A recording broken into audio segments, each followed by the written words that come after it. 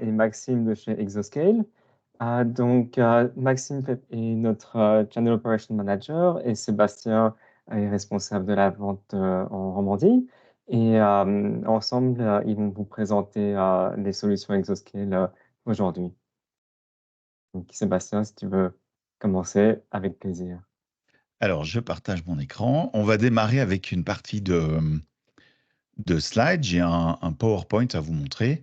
Puis ensuite, on terminera avec une démonstration live du produit et peut-être on terminera avec quelques questions. Ben voilà, je représente Exoscale avec Maxime qui est aussi là dans le meeting.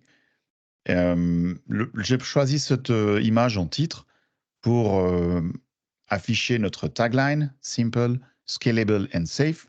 C'est ce qui nous définit le mieux sur le marché et je reviendrai un petit peu là-dessus tout à l'heure. Et puis comme titre, j'ai choisi Where Privacy is the Default parce que c'est exactement ce qu'on fait.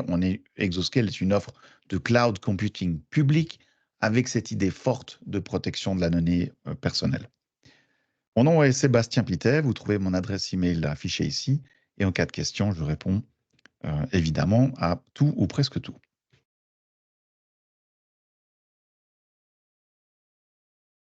Donc voilà ce qu'on fait, c'est la partie émergée de l'iceberg.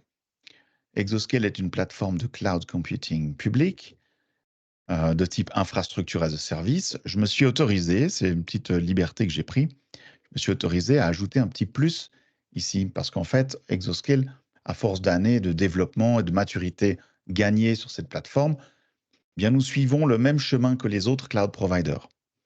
Infrastructure as a service, c'est finalement délivrer du CPU, de la mémoire, du réseau et du disque at scale.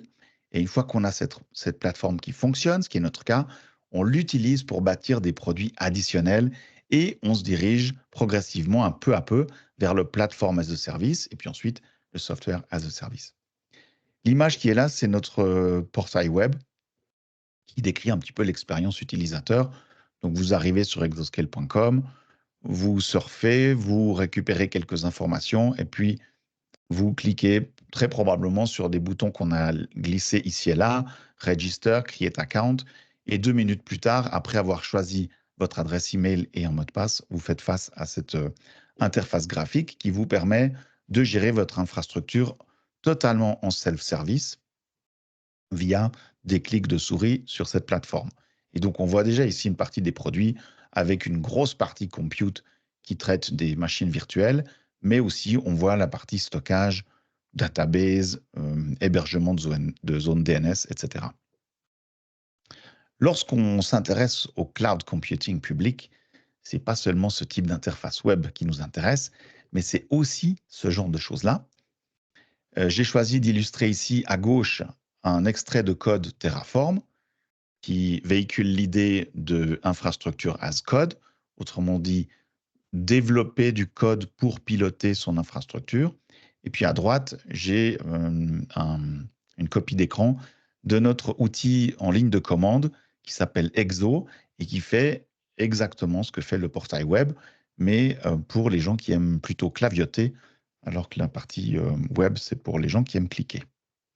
Ce que représentent ces deux images, c'est cette idée d'automatisation de l'infrastructure. Ici, on allie ce concept avec une facturation très granulaire. Chez nous, elle est de l'ordre du bloc de seconde. Eh bien, on a réellement une solution de pay as you go, paiement en fonction de l'utilisation de la plateforme.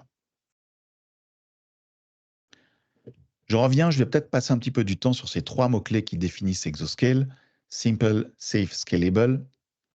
Ça fait maintenant 11 ans qu'on développe cette plateforme de cloud avec toujours ces 3 mots-clés en tête.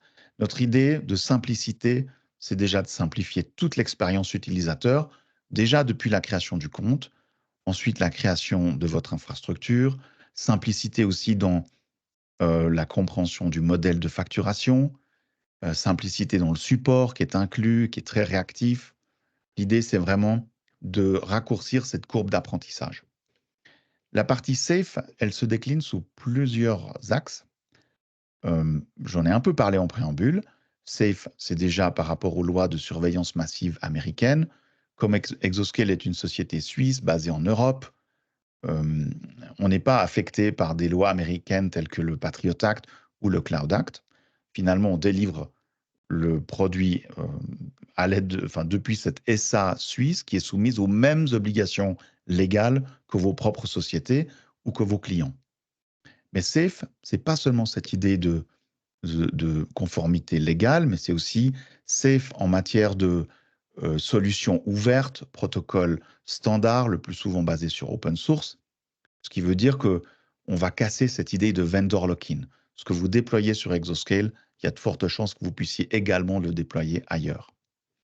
Mais SAFE, c'est également aussi une question de finance, c'est-à-dire qu'on a un modèle où on évite les factures surprises en fin de mois, où on ne comprend plus pourquoi on paye ce qu'on paye. Avec Exoscale, le CFO des entreprises nous apprécie parce qu'ils sont capables de prédire le montant de leur facture du mois suivant.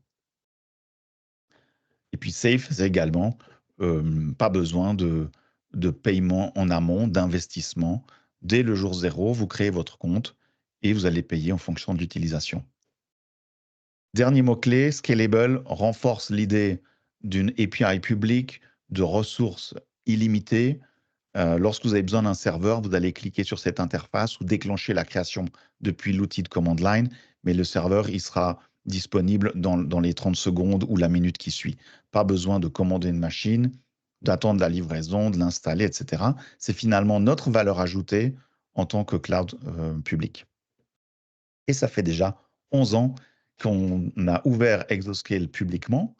L'arrivée du produit, c'était en 2013. Et donc, on a accumulé un certain nombre d'expériences et de savoir-faire dans le domaine. Voilà notre empreinte. Donc, je l'ai dit, Exoscale est une société suisse qui est basée à Lausanne. On a ouvert Exoscale tout d'abord avec un premier data center à Genève. Et rapidement, nos premiers clients suisses nous ont demandé un deuxième point de présence. Et c'est pour ça qu'on a ouvert la zone de Zurich. Et puis ensuite, on a, comme les autres cloud providers publics, on s'est étendu, on a quitté les frontières suisses et on a ouvert des data centers en Allemagne, à Francfort et Munich. Et puis également, on a 2 data centers à Vienne pour couvrir l'Autriche. Et le 7e, qui complète cette famille, se trouve à Sofia, en Bulgarie. Cette image, elle montre déjà un savoir-faire technique. L'équipe d'Exoscale est capable d'opérer, d'exploiter, de supporter et de vendre sa plateforme à l'échelle européenne. Puis elle montre aussi un succès commercial, puisque finalement, au travers des 11 dernières années, il y a eu très peu d'augmentation de prix, ce qui prouve qu'on est capable d'être efficace avec les prix publics qui sont affichés sur notre site Internet. Pour accompagner les projets de nos clients sur Exoscale, nous avons développé 150 partenaires, un peu plus, à travers de l'Europe, dont le métier est soit d'être des développeurs et de créer des applications sur mesure, soit d'être des sociétés qui connaissent la plateforme Exoscale et qui vont héberger des systèmes pour leurs clients sur notre plateforme. Est-ce qu'il y a vraiment de la place finalement pour lutter contre les hyperscalers sur le marché, ou lutter contre Amazon, Azure et Google? La réponse est oui, parce qu'en réalité, les marchés européens et américains se comportent de manière totalement différente. Aux États-Unis, si vous êtes un gros logo, vous allez forcément attirer beaucoup de clients. En Europe, on retrouve évidemment les hyperscalers qui sont là et très présents, mais en plus, on trouve un certain nombre de providers cloud de moindre importance, tels qu'Exoscale en Suisse, mais je peux également citer des gens comme Cloudscale, et il y en a d'autres. En France, on retrouve Scaleway, OVH, 3DS Outscale. Et finalement, il y a beaucoup de sociétés telles qu'Exoscale qui couvrent l'Europe. Et associées ensemble, toutes ces sociétés européennes arrivent encore aujourd'hui à gagner du succès face aux leaders du domaine qui sont tous américains et tous affectés par ces lois de surveillance de masse. J'arrive avec quelques chiffres pour prouver ce que j'avance. J'ai ici une statistique qui date de 2022, qui date un peu probablement, mais qui montre l'empreinte des différentes sociétés qu'on exprime ici avec avec le nombre de data centers qui sont bâtis en Europe. Et l'idée, c'est de montrer que si on additionne les data centers des différentes sociétés européennes, on va être tout à fait comparable aux leaders du domaine. Pourquoi est-ce que ce marché il est aussi fragmenté? Probablement en raison des questions légales. Les États-Unis, c'est finalement un grand pays gouverné par les mêmes lois, alors que l'Europe, c'est très fragmenté. Chaque pays y va de ses propres lois et de ses propres régulations. Et donc, inévitablement,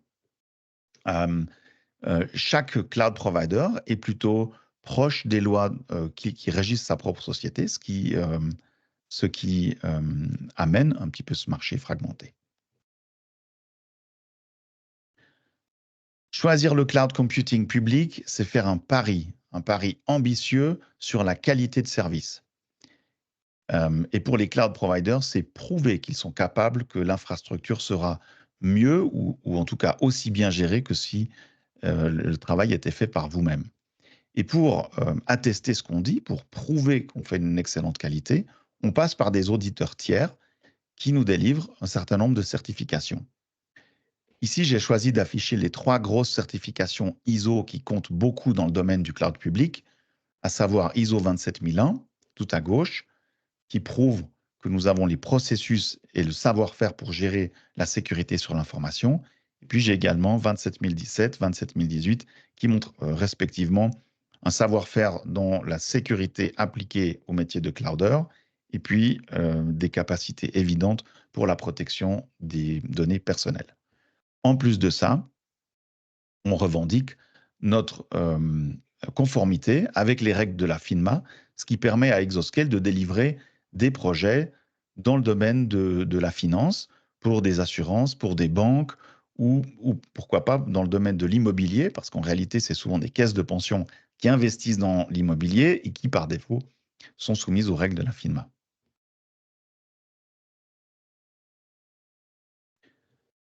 Voici un slide sur lequel j'ai tenté de regrouper un maximum de produits de notre plateforme. Toute la partie du haut traite évidemment de cette partie infrastructure as a service. On a par exemple dans Compute les machines virtuelles qui sont créées et hébergées sur la plateforme Exoscale, toutes tournant sur des disques haute performance, SSD. Et dans la partie Compute, on a ce qui gravite autour des machines virtuelles, comme la capacité de faire des snapshots ou de créer vos templates personnels. Dans Networking, c'est la capacité de connecter ces machines entre elles, mais aussi de les connecter avec Internet en alliant la sécurité nécessaire avec du firewalling as a service, des network load balancers ou encore le support d'IPv6. À la demande, vous pouvez aussi créer des machines équipées de cartes GPU, ce qui, pourquoi pas, pourrait aider sur des projets qui exigent des capacités de calcul importantes, notamment dans le domaine de la vidéo, par exemple, et sujet très à la mode dans l'intelligence artificielle. Une fois que ces machines tournent et sont connectées sur Exoscale, arrive très probablement la question des backups. Où est-ce que je sauvegarde mes données et sur quelle plateforme? C'est pour ça qu'Exoscale a sorti un produit Object Storage qui est absolument compatible S3 et donc très redondant, très robuste, bas coût, idéal pour stocker vos données froides, backup, archivage, ou vos données non structurées que sont fichiers de toutes sortes. Et cet Object Storage a été ensuite augmenté avec l'ajout d'un CDN, Content Delivery Network, qui permet de éliminer ou en tout cas réduire les effets négatifs de latence lorsque quelqu'un cherche à joindre Exoscale.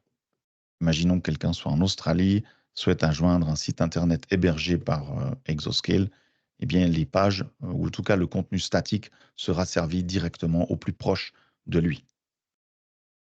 Sur la partie basse, on a Virtual Private Cloud, qui est un terme parapluie qui regroupe deux produits clés que sont la connectivité privée et le fait d'avoir des hyperviseurs dédiés, c'est-à-dire de louer des serveurs physiques sur lesquels vous allez héberger vos machines virtuelles et vous avez l'assurance d'être seul sur cette machine. Vous n'aurez pas un autre client avec qui vous devrez partager les ressources. Hébergement de zone DNS. Et puis pour les deux autres blocs, là on arrive un petit peu dans l'idée de plateforme as a service avec des clusters Kubernetes dédiés et gérés pour vous, et puis des bases de données entièrement gérées. Je décide de m'attarder un petit peu sur les databases pour vous montrer la force de la proposition Exoscale. Lorsque vous créez une base de données, on considère que le système d'exploitation est géré et que le moteur de la base de données est complètement géré, avec ce qui gravite autour. Typiquement, lorsque vous allez déclencher des transactions sur ces bases de données, vous avez l'assurance que la sécurité est maintenue de bout en bout, avec des données qui sont chiffrées en transit, mais également lorsqu'elles sont stockées sur les disques. En point 2, vous pouvez démarrer avec une petite base de données, un seul serveur, faible capacité, et puis sur un call d'API, ou un clic du portail, ou une commande depuis notre outil de command line, vous allez gagner par exemple en haute disponibilité, ajouter un nœud supplémentaire, et puis c'est le rôle de la plateforme, lors de la création de ce nœud, d'adapter le monitoring et le self-healing. Si d'aventure un des nœuds vit un incident majeur, c'est la plateforme qui recrée un serveur, resynchronise le tout. Et puis dans le prix de la prestation, vous avez également l'espace nécessaire au backup, le fait que les plans de backup soient déclenchés pour vous, et vous avez aussi la possibilité de faire un DRP sur une autre zone, c'est-à-dire garder votre base de données de manière quasi synchrone qui tourne sur un autre site Exoscale. Et puis en cas d'incident majeur sur un de nos data centers, vous pourriez directement promouvoir le serveur de copie sur le site secondaire. Évidemment, il faut toujours parler un petit peu du prix. Et là, pour aborder ce sujet, j'ai choisi un exemple. Je me suis intéressé à une machine avec des spécifications identiques sur Amazon Web Services, sur Azure et sur Exoscale. J'ai choisi une machine de 4 CPU, 8 Go de RAM, un OS Linux. Finalement, ça donne une idée de la différence de prix. Donc oui, on casse l'idée que ce qui est suisse est forcément cher. Le positionnement d'Exoscale, c'est d'être en grande moyenne, de façon très générale, entre 30 à 40% inférieur au prix d'Amazon Web Services. Et donc, en se mettant en dessous du prix du leader, on donne aux clients Exoscale un avantage certain lorsqu'il s'agit de présenter des offres à des clients finaux. Vous retrouverez ces prix Exoscale sur notre site internet public sur exoscale.com/pricing. La force d'une API publique, c'est de s'intégrer avec un certain nombre d'outils du marché très connus. Et donc, c'est l'avantage de dire migrer vers le cloud public en conservant les outils que vous aimez ou que vous appréciez. Et on a ouvert un marketplace dans lequel vous allez trouver des produits qui tournent sur Exoscale ou qui sont en tout cas utilisables sur notre plateforme. Si par exemple vous cherchez à avoir un autre firewall que celui d'Exoscale, vous pourriez instancier une machine Fortinet ou Palo Alto ou un load balancer F5. Ces services en tout cas ces outils, ces produits sont délivrés sous forme de machines virtuelles qui tournent dans votre environnement, et vous pouvez aussi vous appuyer sur des produits tout cuits, prêts à l'utilisation pour stocker votre code, obtenir un système de VDI, bureau virtuel, ou encore des systèmes de business intelligence. Tout ça se trouve sur notre marketplace. Ici, j'amène une communication parce que j'ai lu beaucoup de messages sur Reddit, un site internet que je suis. On voit beaucoup de partenaires VMware qui râlent en raison des dernières communications amenées par Broadcom.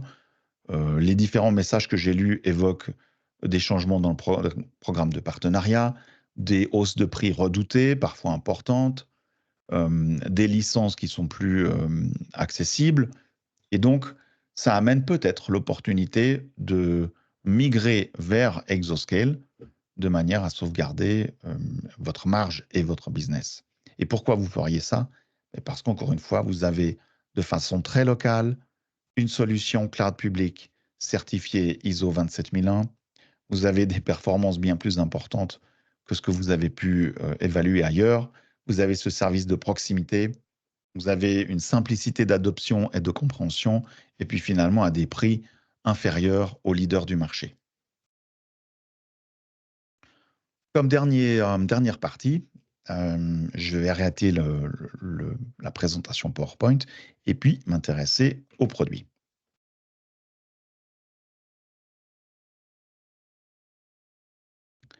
Donc je me suis déjà connecté sur la console web Exoscale. J'ai déjà rentré mon second facteur d'authentification et je fais face par défaut à cette liste de serveurs virtuels que j'ai créés auparavant, avec lesquels on va un petit peu jouer, mais pour aller dans le bon ordre, je vous propose qu'on crée une machine à la main ensemble. Grâce au bouton vert Add en haut à droite, on ouvre une partie où tout de suite on nous demande le nom de la machine. Donc je vais l'appeler Arrow 2. Exoscale vous propose un certain nombre de templates déjà fournis et supportés par notre plateforme. Vous allez trouver quelques machines Linux, Ubuntu, Debian, et vous allez également obtenir des machines Windows. Je vais prendre ici un serveur Windows 2022. Lorsque je créerai cette machine, la licence de Windows Server est incluse dans le prix à la VM qui me sera facturé mensuellement. On demande aussi à choisir le site. Donc, au travers des 7 data centers d'Exoscale, je vais me rendre à Genève, plus proche de chez moi, et donc j'aurai l'avantage d'une latence faible. Ensuite, il va falloir choisir les ressources affectées à cette machine. Alors, il s'agit d'une machine Windows. Probablement, je vais prendre une machine qui a 4 CPU et 8 Go de RAM. Et puis, une fois que j'ai fait ça, je vais assigner un disque local sur lequel sera installé l'OS. Je vais prendre 50 Go. Et puis, on me propose de prendre une adresse IP publique ou non. Bon, mettons que j'installe une application métier. Je n'ai peut-être pas envie qu'elle soit exposée sur Internet, donc je vais prendre aucune adresse IP publique. Et puis, je crée ma machine.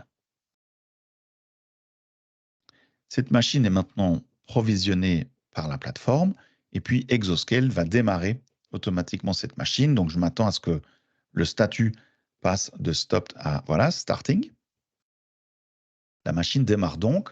Pendant cette phase de démarrage, Exoscale va injecter un password unique qui sera affiché ici, d'ici quelques minutes. Et puis, on peut voir sur la partie basse de l'écran la capacité de créer des snapshots, d'appartenir à des groupes de sécurité qui sont en réalité l'implémentation de firewall qui protègent votre machine. Cette machine, je peux également l'attacher à des réseaux privés et j'ai toute une sorte d'autres fonctionnalités qui sont là, mais que je détaillerai peut-être après. Donc, si on revient à cette liste d'instances, je vois maintenant ma machine Arrow 2 qui est disponible et sur laquelle je vais pouvoir me connecter. Avant cela, je vais peut-être montrer comment est-ce qu'on peut créer un réseau privé. Donc, je vais créer ça maintenant. Donc, je m'assure de créer le réseau sur le même site que le serveur. Je vais créer un LAN 01. J'ai le choix d'un LAN managé. Et là, en réalité, c'est Exoscale qui aura qui sera en charge de distribuer des IP, de maintenir un service DHCP sur mon segment. Ou alors, je peux passer en mode manuel et je fais tout moi-même. Je créerai mon propre DHCP ou j'assignerai des IP fixes à mes machines connectées sur ce réseau privé. Je vais partir sur Managed. Je suis OK avec le subnet privé qui est proposé ici. Et j'ajoute mon réseau privé. Évidemment, il est créé tout nu. Je vois que j'ai aucune machine qui est attachée à ce réseau. Donc, on va voir les détails de ce réseau privé. Et puis, on va attacher une machine, notamment la machine Arrow 2 que j'ai créée précédemment. Donc, dès que je fais ça, la plateforme Exoscale ajoute une interface à mon serveur Windows et lui attribue l'IP dans ce subnet privé en 10.0 et j'ai récupéré automatiquement l'IP 138. Donc maintenant, j'ai mon instance Arrow 2 qui est connectée à un réseau privé qui n'est pas joignable depuis Internet. C'est une machine sur laquelle je vais pouvoir même créer des snapshots dans le cas où je dois appliquer une mise à jour, je ne suis pas très sûr du résultat, ou en tout cas, je souhaite prendre mes précautions avant de réaliser le changement. Je pourrais créer ici un snapshot. Et en cas d'erreur sur cette mise à jour, je vais utiliser le snapshot pour revenir à un état stable de ma machine virtuelle. L'opération prend quelques minutes. J'ai ici un disque de 50 Go, donc évidemment, c'est le temps de récupérer le snapshot et de le copier à l'abri, de le conserver à l'abri. Les snapshots ont la particularité de pouvoir être téléchargés chez vous au format QCO2, qui est le format utilisé par KVM. Et donc, vous pourriez tout à fait, à l'aide de ce snapshot, faire tourner cette machine n'importe où, sur un autre cloud computing compatible avec KVM, ou si vous faites l'effort d'une conversion, vous pourriez tourner cette machine sur VMware ou sur une machine Hyper-V Microsoft.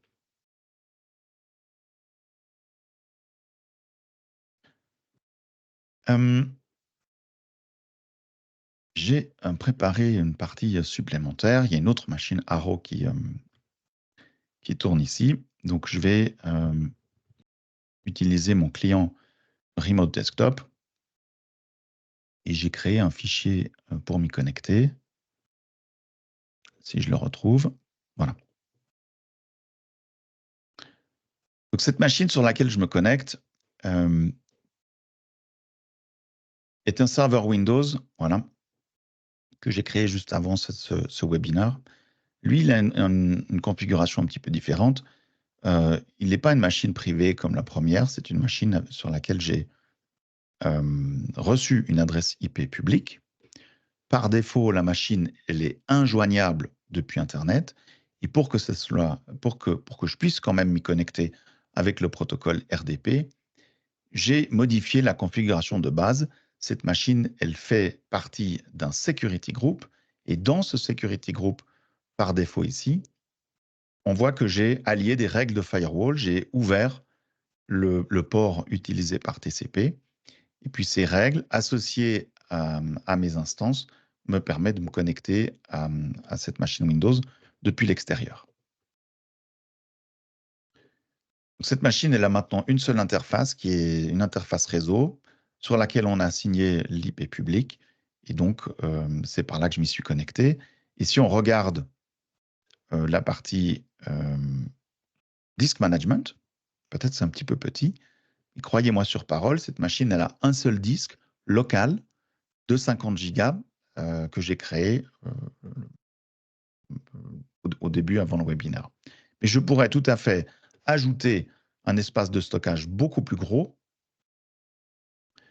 Je vais l'appeler Arrow Storage. Je vais prendre 500 Go. Je crée cet espace de stockage qui est maintenant affiché avec un statut détaché. Et puis, on va aller le connecter sur la machine Arrow. Et lorsque je fais ça, finalement, dans ma machine Windows, je vois arriver un nouveau disque avec cette capacité de 500 Go. Et puis, il va falloir que j'initialise mon disque en le mettant online, tout d'abord. Une fois que c'est fait, je vais l'initialiser. Je devrais ensuite le formater ici en créant un volume de type NTFS. et je reçois un nouveau lecteur de stockage dans ma machine Windows, qui porte d'ailleurs la lettre D chez moi. Et cette fonctionnalité Exoscale amène une chose intéressante, c'est la possibilité de déconnecter ce disque réseau, ce disque stockage, en faisant détach, et pourquoi pas le réattacher sur une autre machine. Là, je pourrais le détacher. Donc, ma machine sur laquelle j'ai créé ce disque perd maintenant ce disque, et puis je vais pouvoir l'attacher à la machine Arrow 2, qui, elle, récupère le disque et forcément les données. Donc, ça donne une énorme flexibilité dans la migration de serveurs, la migration d'OS, puisque vous aurez un impact extrêmement limité sur les données, pas besoin de copier les données d'une machine à l'autre. Est-ce qu'on peut, je vois que mon écran, évidemment, je vois même pas le chrono ni l'horloge. Alex, est-ce qu'on est bon avec le temps? Combien de temps il reste? Il nous reste une petite quinzaine de minutes encore. Magnifique. Ce qui me laisse le temps de traverser peut-être les différentes options de ce menu Compute. Et je vais m'intéresser notamment à cette partie template. C'est l'occasion de créer vos propres systèmes avec lesquels vous allez pouvoir déployer des VM. Ici, j'ai un central téléphonique de type 3CX. J'ai un firewall pfSense, qui est un firewall basé sur Linux, mais qui offre de belles garanties de sécurité déjà, de jolies fonctionnalités. Donc, je pourrais déployer cette machine pfSense ici à Zurich. Je vais l'appeler firewall open source. Et pareil, je me retrouve face aux mêmes questions de site, de capacité de la machine, de disque local, etc.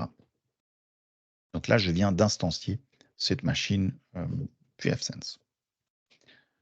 Dans mes machines de démo, j'ai au préalable instancié aussi une machine FortiGate. Si vous aimez ce type de firewall, eh bien, ça tourne parfaitement sur Exoscale.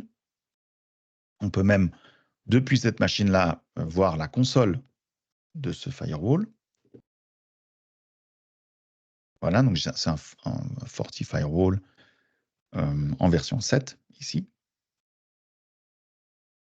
Les security groups, encore une fois, on en a un peu parlé, mais il faut imaginer que c'est le concept qui permet d'implémenter vos propres règles de sécurité, vos propres règles de filtrage IP pour protéger les serveurs qui tournent sur la plateforme. Load balancer, comme son nom l'indique, répartit la charge sur un groupe de machines. Vous pourriez instancier un load balancer physique directement sur la plateforme. Donc, c'est l'équivalent d'avoir instantanément des gens qui viennent racker un load balancer pour vous et vous permettre de faire la configuration self-service. La gestion des réseaux privés, les clés SSH pour vous connecter sur vos systèmes, et puis on a un concept de groupe d'anti-affinité qui permet d'assurer que les machines virtuelles tournent sur des hyperviseurs séparés, différents. La partie stockage, il s'agit de Bucket S3. Donc là aussi, mettons que je tourne mes machines Arrow à Genève, je vais créer mon bucket à Zurich, et comme ça, j'assure d'avoir un backup qui soit stocké sur une zone différente. Je vais l'appeler backup Arrow.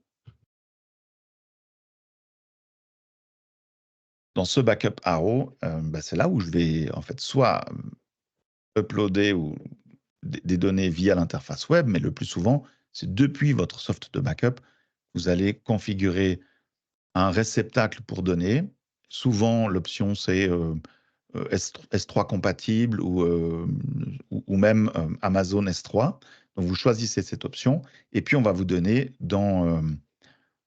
sous la partie organisation, pas du tout, sous la partie IAM, API Access, on vous donne ce qu'il faut pour vous connecter à ce bucket S3 et il y a de la doc sur community.exoscale.com qui explique comment configurer la plupart des outils de backup du marché pour fonctionner avec Exoscale.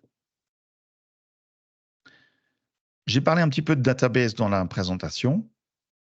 On peut même en créer une ensemble. Là, je vais choisir une database de type MySQL. Encore une fois, on choisit sa zone. Là, je vais aller en Allemagne à Munich. Je crée ma base de données, je choisis un plan avec plus ou moins de ressources, un petit peu comme les machines virtuelles, et puis je crée ma base de données. Et donc, j'ai plus besoin de m'occuper de quoi que ce soit. Cette machine est automatiquement, ou c'est la machine qui soutient cette base de données est dédiée. Les backups seront réalisés, le monitoring est réalisé. Vous ne faites que de traiter la valeur ajoutée réellement de ce système qui est la partie applicative. Voilà. Il y a un premier backup qui est déjà créé parce que c'est grâce à ça qu'Exoscale sera capable de faire du point-in-time recovery. Donc, vous allez pouvoir revenir à un backup à l'exact moment juste avant le crash ou le drop table malheureux. Vous pouvez même fixer des plages de maintenance, gérer vos utilisateurs. Finalement, c'est comme si vous aviez votre propre système à vous, géré par vous, sauf que la partie opération de bas niveau est faite par notre plateforme. IAM, c'est un endroit important. C'est là où on crée des utilisateurs, on invite des collègues, on leur donne des permissions. Marketplace, c'est l'endroit où on commande des services. Notamment, j'ai parlé un petit peu de business intelligence avec Metabase. Matomo, c'est une superbe alternative à Google Analytics V4 qui pose des problèmes de data privacy. Mais vous pourriez, pourquoi pas, instancier Nextcloud, qui est un outil de stockage de données bureautiques. Il y a même de la prévisualisation avec une suite de bureautique open source. Et puis, j'ai évoqué OneClick, qui vous offre la capacité d'héberger des postes de travail virtuels et de les opérer sans supporter la partie trop technique d'opération d'une plateforme VDI. Et puis, dans la partie organisation, vous aurez tout votre compte rendu de consommation Exoscale. Vous saurez exactement ce pourquoi vous devez payer la facture. Ici, au travers des 30 derniers jours, je dois payer un peu moins de 200 francs. Et je vois ici les différentes catégories. Qu'est-ce qui justifie ces 74 francs? Il y a un petit peu de compute, il y a un petit peu de base de données, il y a un petit peu de Kubernetes dans mon cas. Et s'agissant de la partie compute, vous aurez l'exact détail de ce qui justifie la facture. Je crois que j'ai fait un tour suffisant de cette plateforme. Donc, je vais annuler le partage d'écran. Et s'il y a des questions, je les adresse avec grand plaisir. Oui, j'en ai une. Pourrais-tu, s'il te plaît, nous parler de tout ce qui est la partie, éducation ou documentation, s'il te plaît? Avec plaisir. C'est juste, j'ai oublié d'évoquer ça dans la présentation. Merci, Alex. Oui, avec plaisir. Pour faire des projets réussis sur la plateforme Exoscale, il faut comprendre ce qu'on fait. Alors, j'ai évidemment dit que la courbe d'apprentissage était rapide. Néanmoins, on offre toute une partie de formation en ligne et de certification. Je vais afficher ça sur le site internet. C'est exoscale.com/academy. Alors, je relance mon partage. Voilà. Exoscale Academy, c'est la chance de suivre des formations et de passer des examens qui sont certifiants. Si je regarde les différents cours qui sont à disposition, on est capable d'accompagner nos utilisateurs depuis un niveau extrêmement basique où on va voir comment fonctionne le cloud, ce qu'on peut faire avec, la manière de travailler avec la plateforme Exoscale. Et puis ensuite, il y a toute une suite de formations qui passent au niveau avancé et ensuite on va s'intéresser aux produits. Vous pourrez maîtriser la partie Kubernetes, base de données, les parties de compliance, être le roi du pricing pour faire des offres en étant sûr de ne rien oublier. Donc tout ça est disponible. Et puis, évidemment, nous sommes challengers, donc on ne va pas faire de l'argent sur le fait de distribuer de la connaissance. Vous créez un compte avec ce bouton Sign In, et puis vous pourrez participer à ces cours en ligne et les suivre au rythme qui est idéal pour vous. Ah oui, puis le pricing, je vois qu'il y a le pricing, je vais quand même passer un petit peu de temps là-dessus. On a ce pricing calculator qui vous permet de faire des budgets extrêmement simples. Vous choisissez les ressources de machines, vous donnez un petit peu de disque. S'il s'agit de machines Windows, vous ajoutez la licence et vous avez immédiatement le prix qui est affiché ici.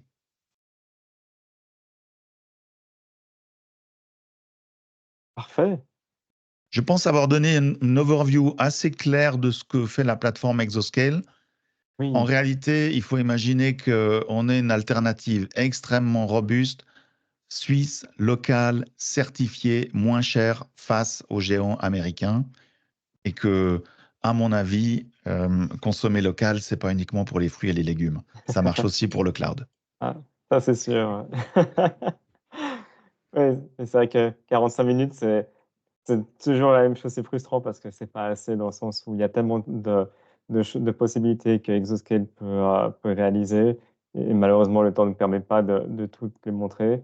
Correct, j'ai fait Néanmoins, l'impasse sur Kubernetes, j'ai fait l'impasse sur ouais. plein de choses, mais on est à disposition pour refaire cet exercice de façon privée à qui le demande. Peut-être un élément complémentaire, Alex, concernant cette présentation. Donc, nous avons un partenariat avec Arrow aujourd'hui qui est actif et nous sommes présents sur Arrowsphere. Donc, les partenaires d'Arrow peuvent très facilement accéder à l'offre Exoscale en ouvrant leur compte depuis Arrowsphere. Et en ce qui concerne la partie académique que Sébastien a présentée il y a quelques instants, les partenaires Arrow peuvent effectivement se certifier sur Exoscale avec un programme un petit peu parallèle que nous avons packagé et qui est reconnu et par Arrow et par Exoscale.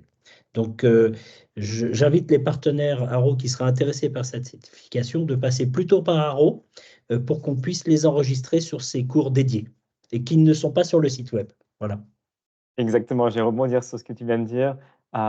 Justement, si vous avez des questions ou si vous avez envie de tester la plateforme, ma collègue Mike est ici présente ou moi-même serons ravis de pouvoir vous guider via Arosphere et ensuite il y a les équipes de Exoscale pour réaliser vos projets. Donc, je vous remercie infiniment à vous tous et merci à vous de nous avoir suivis tout au long de cette très intéressant webinaire. Et si vous avez des questions, n'hésitez pas à nous joindre directement. Donc, je vous souhaite une belle après-midi et à tout bientôt. À très bientôt. Au revoir. Merci, Au à bientôt, revoir, au revoir. merci.